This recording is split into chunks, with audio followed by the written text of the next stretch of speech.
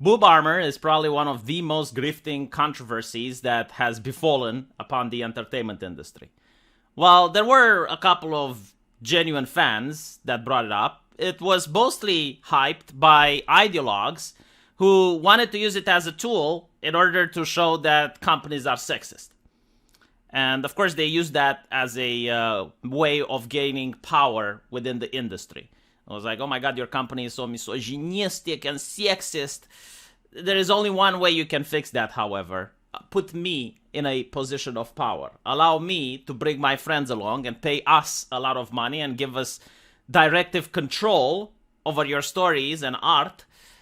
And we're going to make you not be sexist. Which obviously wasn't good for the sales.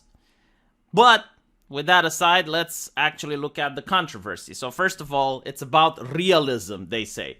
Which is kind of funny because you look at an environment where you have all sorts of bizarre weaponry that makes no sense realistically.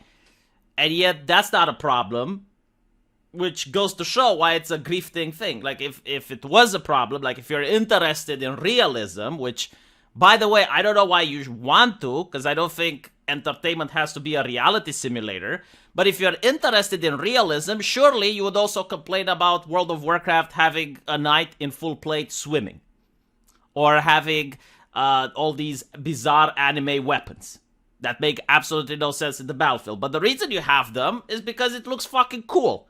Which is the whole purpose of it, is to look cool. Is to be entertaining. Like, it's not a reality simulator. If it was a reality simulator, you probably wouldn't have women in it. Since in medieval time, women didn't have much to do on the battlefield. The reason for this is that the battlefield was mostly fought using the art of the shield wall. And the shield wall was as strong as its weakest link. And we get to see this in the movie 300, how Quasimodo, despite the fact that he really wanted to fight, and he really wanted to give his life for Sparta, he was denied because his body wouldn't be fit for the shield wall. So women didn't really get to be on the battlefield in medieval times, so if you have a medieval setting, a medieval story, and you want realism, then you wouldn't want anything to do with female characters on the battlefield. They would be in the logistics, they would defend the villages from bandits and wolves, but definitely they wouldn't be up front.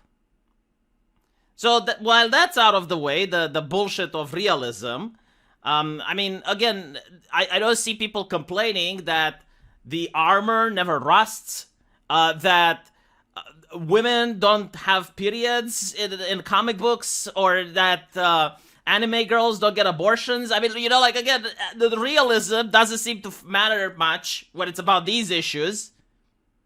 But all of a sudden, when it's about the clothing fashion, it's a concern. But fine. You know, for the sake of the argument, let's talk about the high fantasy setting. Like, if you really want realism, then you'd probably get rid of plate armor altogether. I mean, plate armor works well in our world because you don't have wizards in our world. You don't have people throwing fireballs. You don't have people throwing lightning bolts. I mean, imagine having plate armor on a battlefield and get hit by a fireball. Like, it instantly becomes in an oven. It automatically does the opposite of what it's supposed to do, and that is provide protection.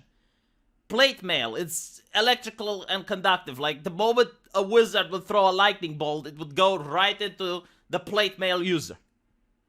So all of a sudden, armor would look completely different in a medieval setting. In fact, you could actually say that, yeah, well, now boob armor makes sense. Because if you have magic flying around, then anything that allows for mobility, which is very similar to what a wrestler would wear, is probably a lot better. I mean, especially if the caster is, like, either displaying supernatural abilities, like an elf that's really quick and can dodge arrows, or a sorcerer that can cast a shield in front of her and it deflects all of the arrows that come towards her.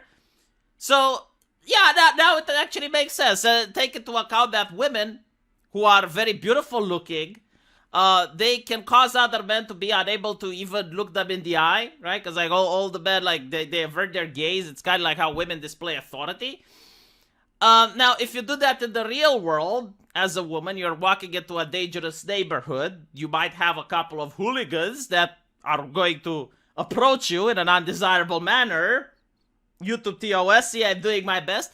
However, if we're talking about a sorcerer that can just zap people, I don't think anyone is going to have the courage to approach her in a uninvited manner. So, like if you're talking about a high fantasy world, then all the rules get to change. You're going to obviously have completely different weapons.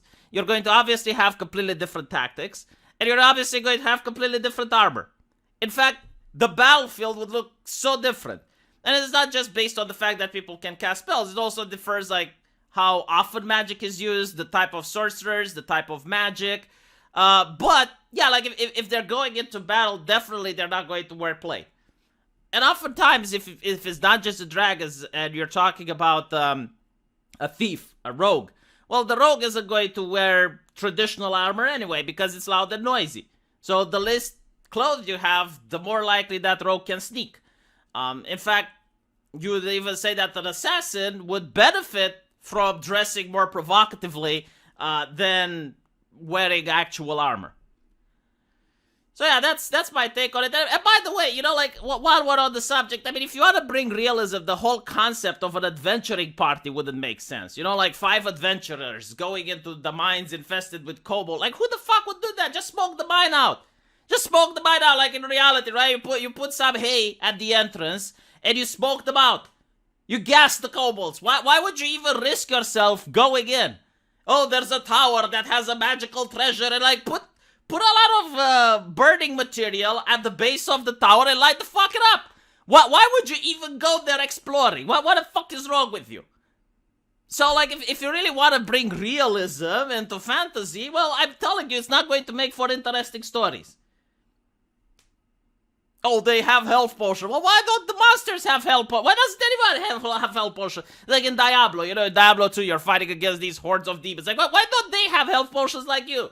Or why don't they level up like you? And why is it that every time the Hulk transforms, the pants remain there? Or when there's an explosion or a fire and the characters survive, somehow the armor or the clothing remains strategically to cover. Hey, because it's not supposed to be realistic. I mean, this whole concept is like realism. You know, maybe in some settings it's good, but not all settings have to be realistic. So, yeah, it's just a way of people to say, oh, well, the industry is sexist. Look, they're drawing characters the way the target audience, aka teenage boys, like. Oh my god, this is so disastrous. Just put me in charge. Just give me money and I'll fix it. I'll tank your sales, but I'll fix it. So yeah, that's my thought about the Boob Armor controversy. Let me know what you guys think, and if you appreciate this video, please give a subscribe, a thumbs up, or a super thanks. I love super thanks. That super thanks is great. And I'll see you guys in the comment section. Take care.